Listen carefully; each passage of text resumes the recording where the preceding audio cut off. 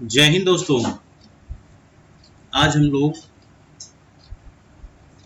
हिंदी पढ़ेंगे और हिंदी में अभी हम लोग काल के आधार पर क्रिया के भेद पढ़ रहे हैं, जिसमें आज लास्ट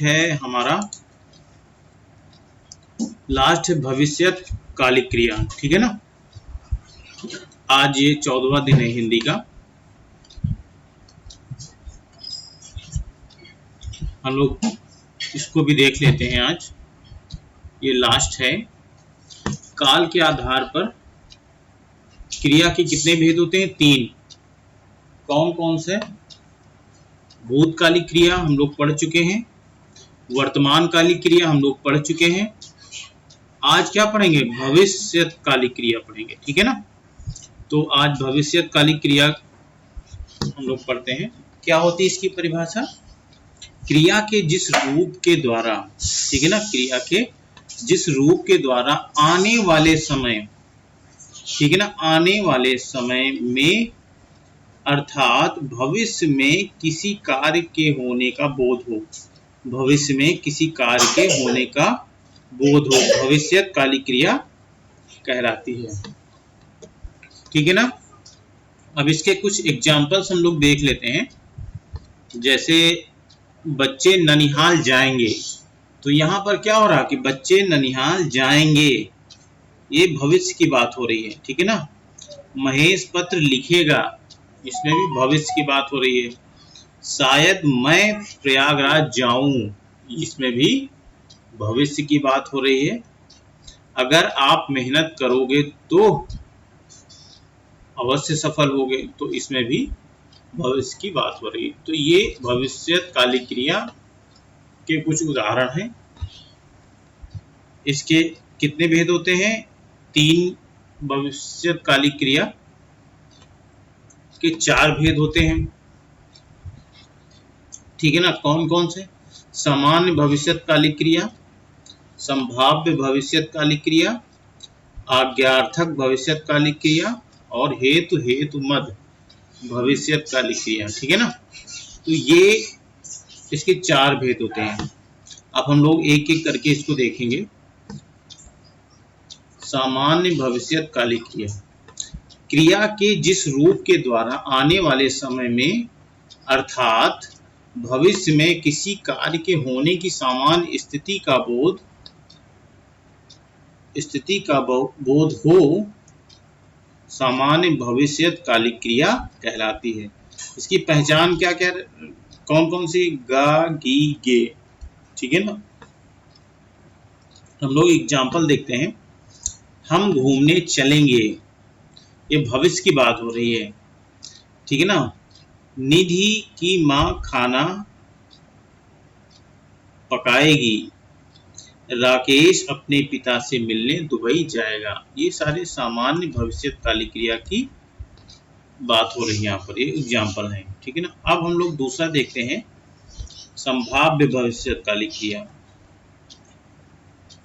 क्रिया के जिस रूप के द्वारा आने वाले समय में अर्थात भविष्य में किसी कार्य के होने में संभावना का बोध हो, संभाव्य भविष्यकालिक क्रिया कहलाती है। पहचान में क्या होगा? या तो शायद, ए, ओ, ऊ, बड़ा ऊ। ठीक है ना। ये आपको जरूर मिलेंगे।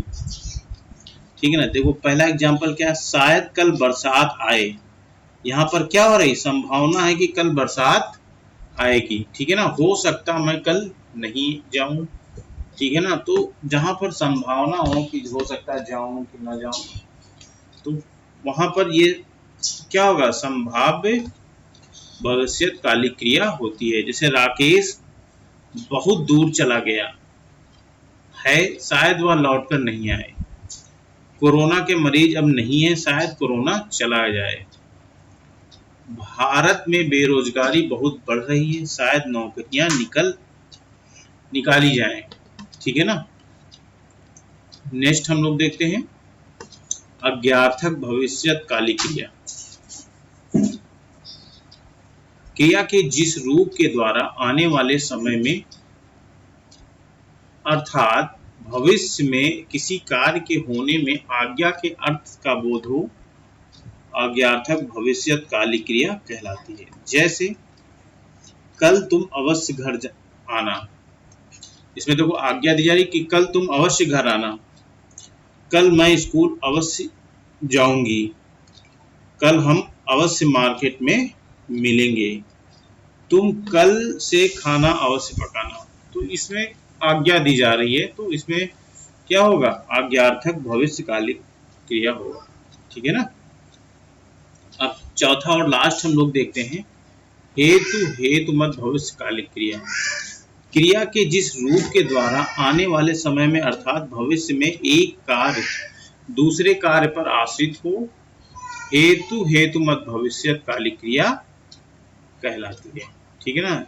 एग्जाम्पल हम लोग इसके देख लेते हैं, बिल्कुल सिंपल से तो है। यदि राम आएगा तो सीता भी, यदि राम जाएगा तो सीता भी जाएगी, ये मेहनत करोगे तो सफल होगे, यदि तुम वैक्सीन लगवाओगे तो कोरोना नहीं होगा, यदि मैं प्रयागराज जाऊंगा आपसे मिलूंगा, यानी यह लगेगा। तो इसमें क्या है ना, डिपेंड होता है, पहला दूसरे पे डिपेंड होता है। ठीक है ना।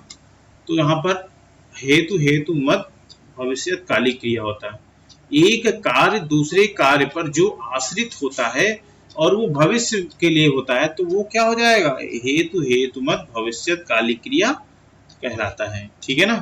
तो आज हम लोग चारों पढ़ लिए हैं। अब कल हम लोग पढ़ेंगे, क्या पढ़ेंगे हम लोग, कल संधि पढ़ते हैं हम लोग। अब हम लोग कल संधि की शुरुआत करते हैं, या देखते हैं कोई और टॉपिक होगा जिसको हम लोग पढ़ेंगे। अभी क्रिया खत्म हो गई, क्रिया हम लोग पूरी पढ़ चुके हैं। अब क्रिया से संबंधित हम लोग प्रश्नों को हल करेंगे, लगभग 100 प्रश्नों को हल करेंगे। मिलते हैं कल दोस्तों। ठीक है ना। जय हिंद दोस्तों।